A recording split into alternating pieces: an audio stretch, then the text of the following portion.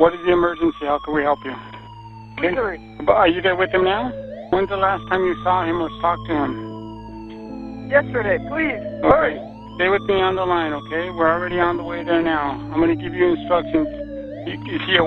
Can you wake him up? On September 7th, 2018, Mac Miller died of an accidental overdose.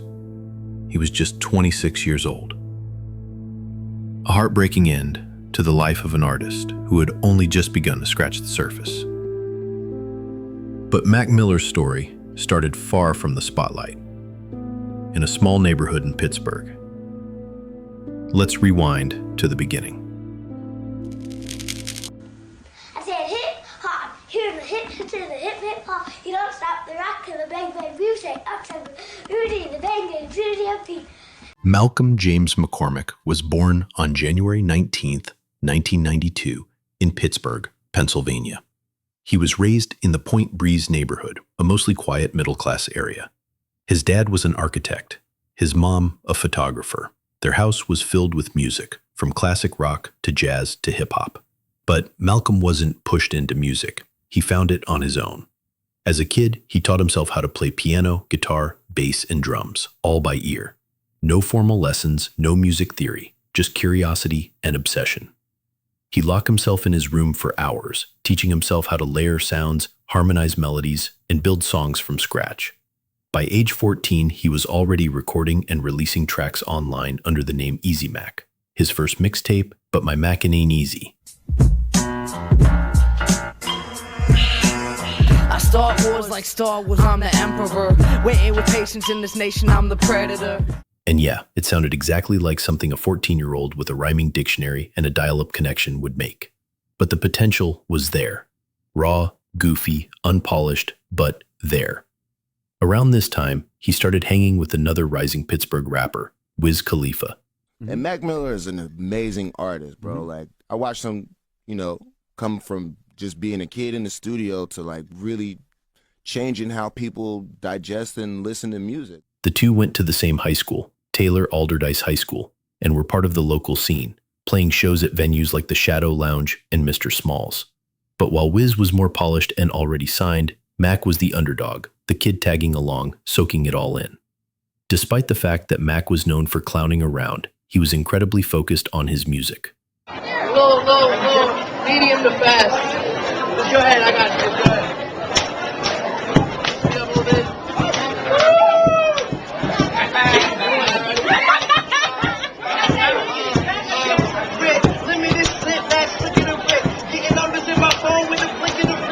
One of his teachers later said that Mac was one of those kids who knew exactly who he was way earlier than most people ever do.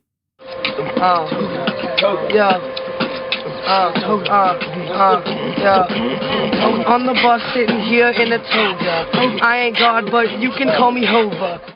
At 16, he released the How High mixtape with a fellow Pittsburgh rapper named Beatty under the duo name The Ill Spoken. They got local buzz, enough that they started traveling to New York City to perform at underground shows and open mics. One story goes, Mac and Beatty snuck into a rap showcase where legends like Talib Kweli were judging. Mac didn't win, but he left an impression. People remembered him. Then, in 2010, everything started to shift. Hey, Kool-Aid and frozen pizza. It's the work of art, I ain't talking Mona Lisa. He dropped a mixtape called K.I.D.S, an acronym for Kickin' Incredibly Dope Shit. It was a coming-of-age project full of nostalgia, teen energy, and breezy confidence. Songs like Nike's on My Feet and Kool-Aid and Frozen Pizza exploded online. What stood out wasn't just his flow. It was the feel. It felt authentic. It felt fun. It felt like your best friend who somehow made a rap song in his basement, and it turned out fire. Easy Mac, Taylor Alderdice, Out of the Box Productions. About to kick some shit real quick, alright? This for all my people who be rising to the top with their eyes on the guap. But behind the carefree tone, Mac was hustling hard. He booked his own shows, printed his own merch, and connected with fans online every day. It wasn't unusual for Mac to stay up until 3 a.m. replying to messages on Twitter or commenting on fan videos. He cared. He was one of the first rappers of that internet generation to truly build a community, not just a fan base. Mac turned down multiple major label offers after K.I.D.S blew up. Instead, he signed with Rostrum Records, the same label as Wiz Khalifa. It gave him the freedom to be himself, to experiment, to grow. In 2011, he dropped Best Day Ever. The lead single, Donald Trump, would later go multi-platinum. Hopefully, I'll be at the top soon. For now, I'm at my house, on the couch, watching cartoons. You know how much you love it. Funny enough, Mac didn't even like the song all that much, but he understood what it represented: accessibility, catchiness, and timing. By this point, Mac was everywhere, touring non-stop, putting out music at a crazy pace. And in 2011, he dropped his first official album, Blue Slide Park. You were the first artist since Snoop Dogg to debut at #1 independently. How's that feel? Pretty awesome. It debuted at #1 on the Billboard 200. The first independently distributed debut album to do so in over 15 years. But the success came with a downside. Critics trashed Blue Slide Park. Some called it frat rap. Others said it lacked depth. Mac took it personally. Behind the scenes, he was battling anxiety, pressure, and eventually, addiction. In 2013, he released Watching Movies with the Sound Off. This was the turning point.